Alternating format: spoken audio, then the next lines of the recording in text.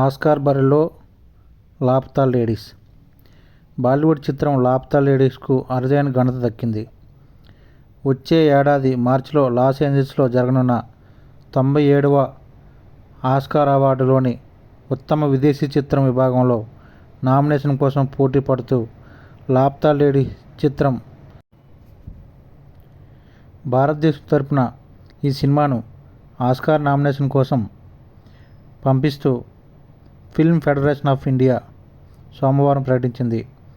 29 చిత్రాలు పరిశీలించి లాపతా లేడీస్ని ఏకగ్రీవంగా ఇండియా ఎంట్రీగా ఆస్కార్ నామినేషన్కు పంపించేందుకు ఎంపిక చేసినట్లు ఎఫ్ఏఎఫ్ఐ కమిటీ డైరెక్టర్ ఆర్.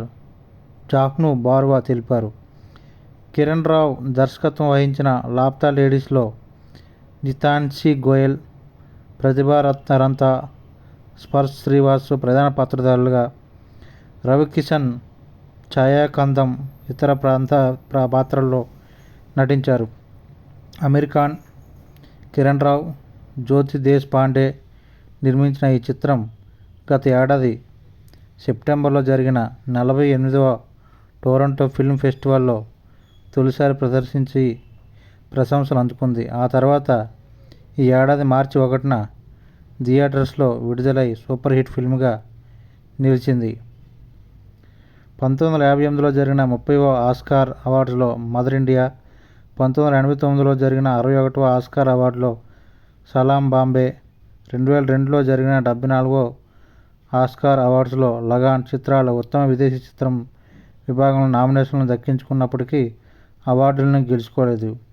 గత ఏడాది ఎఫ్ఎఫ్ఐ ఆస్కార్కు పంపిన మలయాళ చిత్రం 2018 ఎవ్రీవన్ ఈజ్ ఏ హీరో కూడా నామినేషన్ దక్కించుకోలేదు. తాజాగా లాపతా లేడీస్ ఉత్తమ విదేశీ చిత్రం విభాగంలో నామినేషన్ను దక్కించుకుంటే 23 ఏళ్ల తర్వాత ఈ విభాగంలో ఆస్కార్ నామినేషన్ను దక్కించుకున్న భారతీయ చిత్రంగా నిలుస్తుంది. వచ్చే ఏడాది జనవరి 17న ఆస్కార్ నామినేషన్స్ను అధికారికంగా ప్రకటించనున్న సంగతి అందరికీ తెలిసిందే.